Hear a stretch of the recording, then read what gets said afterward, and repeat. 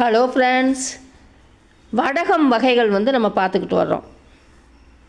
கூழ் வடகம் பார்த்தோம், அதாவது அரிசி வடகம், ஜவ்வரிசி வடகம், பழைய சோத்து வடகம் பார்த்தோம்.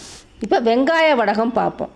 அதற்கு தேவையான பொருட்கள்: 1 உரித்த வெங்காயம் 1.5 கிலோ, உளுந்து 200 கிராம், 3 வற்றல் 40, அது உரப்புக்கு தகுந்து நீங்கள் குறைச்சிக்கலாம் கூட்டிக்கலாம்.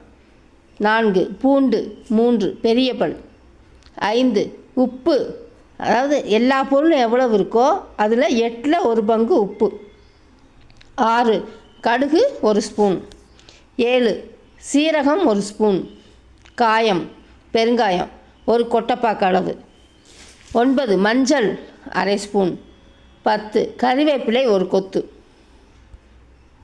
செய்முறை: உளுந்தை வடைக்கு ஆட்டுவது போல் ஆட்டி, பின் வற்றல் பெருங்காயம் உப்பு சேர்த்து ஆட்டி, கடைசியில் வெங்காயத்தை போட்டு ஒரு சுற்று சுற்றியவுடன் எடுத்து உடனே உருண்டையாக உருட்டிடணும். இல்லைன்னா அது உப்பு வெங்காயம் போடுறதுனால தண்ணி பட்டு போகும். உடனே உருண்டையாக உருட்டி துணி அல்லது பாலித்தீன் கவரில் காய வைத்து, பின் மறுநாள் திருப்பி விட்டு 2 நாட்கள் காய வைத்து எடுத்து வைக்க வேண்டும். பாய்.